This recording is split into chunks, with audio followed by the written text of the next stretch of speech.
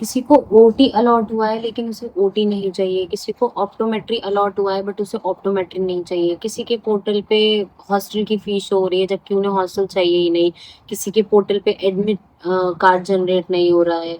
तो और ये सवाल सिर्फ कुछ बच्चों के दिमाग में नहीं चल रहे, ये सवाल हर एक बच्चे के दिमाग में चल रहे हैं। पिछले कुछ 24 आवर्स में जितने कमेंट्स और इंस्टाग्राम पे डीएम्स मुझे आ चुके हैं, उससे मुझे एक अंदाजा तो लग गया है कि एग्जाम से भी ज्यादा जो मुश्किल हो रहा है वो यहाँ पर काउंसलिंग का प्रोसीजर हो रहा है। समझ नहीं आ रहा बच्चों को, और काफी सारी चीजें जो है वो लास्ट ईयर से इस साल डिफरेंट है, तो उसकी वजह से बहुत ज्यादा कंफ्यूजन फैली हुई है। तो अगर आप लोगों का 2026 में एडमिशन होने वाला है तो इस वीडियो को स्किप बिल्कुल भी मत करना, क्योंकि इसमें मैं बहुत सारी मेजर प्रॉब्लम्स डिस्कस करने वाली हूँ। So hello everyone, welcome back to my channel. I am Shagun Mathuria, currently a third year paramedical student at Aligarh Muslim University. तो बहुत सारे बच्चे कमेंट सेक्शन में मुझे ये वाली चीज़ें पूछ रहे हैं कि मुझे ओटी अलॉट हो गया है लेकिन मुझे ओटी नहीं चाहिए, मुझे फर्स्ट चॉइस वाला चाहिए, अपग्रेडेशन का क्या सीन है। तो ये है कि देखो, लास्ट ईयर से बहुत सारी चीज़ें चेंज हुई हैं, बहुत कुछ बदला है। तो अभी मैं आपको बताती हूँ धीरे धीरे कि आपको ऐसे सिचुएशंस में जो है वो क्या करना है। तो एक एक करके मैं क्वेश्चंस उठाती हूँ और उनके जवाब आप लोगों को देती जाती हूँ। तो पहला मेरे पास सवाल आया था कि मुझे ओटी अलॉट हुआ है, पहले रेडिएशन थेरेपी चाहिए थी लेकिन अब सिर्फ रेडियोलॉजी चाहिए, क्या मैं अपग्रेड कर लूँ? देखो, सबसे पहले ये समझना इम्पोर्टेंट है कि अपग्रेड का मतलब ये नहीं होता है कि आपको आपकी ड्रीम ब्रांच मिल जाएगी और गारंटेड से मिल जाएगी। अपग्रेड काउंसलिंग का एक ऐसा प्रोसेस होता है जिसमें आपको क्या होता है कि जो प्रेफरेंस के हिसाब से आप सेट करते हो ना अपनी ब्रांच, उसमें आपकी ब्रांच अपग्रेड होती जाती है।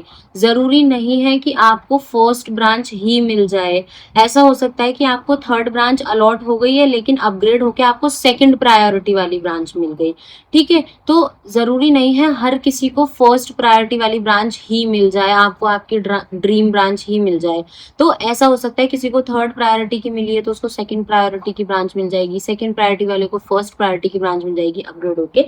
तो ऐसा सीन होता है। और देखो, ऑफिशियल इंस्ट्रक्शंस काउंसलिंग के जरूर पढ़ते हुए चलो, आंख बंद करके काउंसलिंग मत करो कि हो जाएगी कर दी ऐसे ही। मैं हर एक अपडेट चैनल पर डाल रही हूँ तो उसको चेकआउट करते रहो। दूसरा क्वेश्चन मेरे पास आया था कि मुझे ऑप्टोमेट्री अलॉट हुई है लेकिन मुझे रेडियोलॉजी चाहिए, अब अपग्रेड करना चाहिए या नहीं करना चाहिए? देखो, ऑप्टोमेट्री भी हेल्थ केयर का बहुत ही अच्छा प्रोफेशनल कोर्स है। इसमें भी आपको हॉस्पिटल्स में, आई हॉस्पिटल्स में, ऑप्टिकल चेन्स में और हायर स्टडीज की अपॉर्चुनिटीज अवेलेबल होती हैं।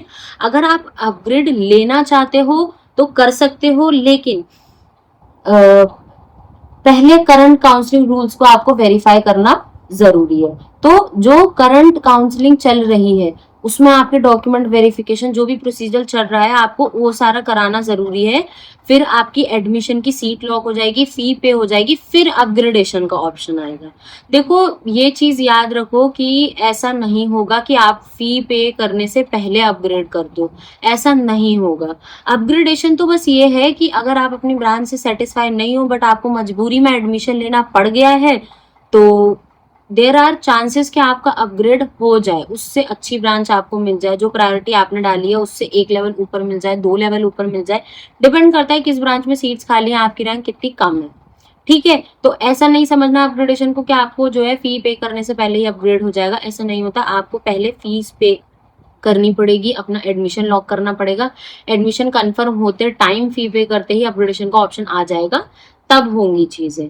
ठीक है, अब क्वेश्चन अगला डिस्कस कर लेते हैं कि फी पेमेंट के बाद भी अपग्रेड होता है। तो मैंने अभी अभी बताया कि यस, फी पे करने के बाद ही अपग्रेड होता है। ठीक है, और काउंसलिंग में अभी तक तो एज सच कुछ चेंज नहीं है अपग्रेडेशन को लेकर, जितना मैंने आपको बताया है अभी उसी के हिसाब से। कुछ भी नया होगा तो मैं चैनल पे अपडेट कर दूंगी। अगला क्वेश्चन है कि अपग्रेड नहीं हुआ तो, अगर अपग्रेड नहीं हुआ तो करंट सीट का क्या होगा? अपग्रेड नहीं हुआ तो करंट सीट का क्या होगा? आपको मिल जाएगी, वो कोर्स कैरी ऑन करना पड़ेगा। इसीलिए तो अपग्रेडेशन से पहले आपसे फी पे कराई जा रही है, ताकि बाद में लोग सीट छोड़ के ना भागे। और ऑब्वियसली हर कोई सीट छोड़ के भागता रहेगा तो एडमिशन प्रोसीजर कंप्लीट कब होगा? ठीक है, तो करंट सीट का ये होगा कि आपको करना पड़ेगा, आप चाहो एडमिशन कैंसिल कराओ या कुछ भी, आपको भागदौड़ करनी पड़ेगी, एएमयू कंट्रोलर पे जाना पड़ेगा, बहुत सारी चीजें होंगी। ठीक है, तो बहरहाल उसकी बात बाद में करते हैं। अगला क्वेश्चन आ जाता है कि प्रेफरेंस चेंज कर सकते हैं, प्रेफरेंस फिलिंग में मिस्टेक हो गई है तो नो, प्रेफरेंस चेंज नहीं कर सकते हैं। करेक्शन विंडो जो ओपन होती है, अगर उसके टाइम आपने कर लिया तो कर लिया, उसके बाद नहीं कर सकते, क्योंकि काउंसलिंग बार बार नहीं होती है, काउंसलिंग सिर्फ एक बार ही होती है। ठीक है, तो एक ही बार कर सकते हैं। अगला क्वेश्चन आता है कि मुझे दोनों जगह सिलेक्शन मिला है, बीएससी में भी और पैरामेडिकल में भी। तो देखो, अगर आप हॉस्पिटल बेस्ड टेक्निकल करियर चाहते हो तो आप पैरामेडिकल में घुस जाओ, बट अगर आप हॉस्पिटल बेस्ड करियर नहीं चाहते हो तो आप बैचलर्स में घुस जाओ। ठीक है, अगला क्वेश्चन आता है कि ओरिजिनल डॉक्यूमेंट्स कब लगेंगे।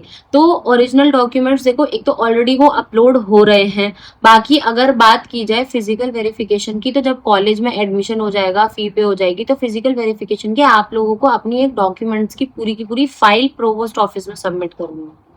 ठीक है, तो वो होगा आपका फिजिकल वेरिफिकेशन, जिसमें आप खुद अपनी फाइल बना के सारे डॉक्यूमेंट्स की कॉपीज लगा के प्रोवोस्ट ऑफिस में जाके अपने साइन करके सबमिट करके आओगे, तो वो होगा आपका फिजिकल वेरिफिकेशन। ठीक है, अगला क्वेश्चन है कौन सी ब्रांच बेस्ट है। देखो, सबसे बेस्ट ब्रांच वो होती है जिसमें आप जेन्युइनली इंटरेस्ट रखते हो। कोई भी ब्रांच बेस्ट नहीं है, अगर आपको जो ब्रांच पसंद है, आप उसमें सबसे अच्छा कर रहे हो, तो वो आपके लिए बेस्ट है। क्योंकि देखो, ऑब्वियसली देखो, अगर करियर नहीं होता तो ये पढ़ाई नहीं हो रही होती, अगर इन ब्रांचेस की आगे चल के जरूरत नहीं होती तो इनकी पढ़ाई नहीं हो रही होती।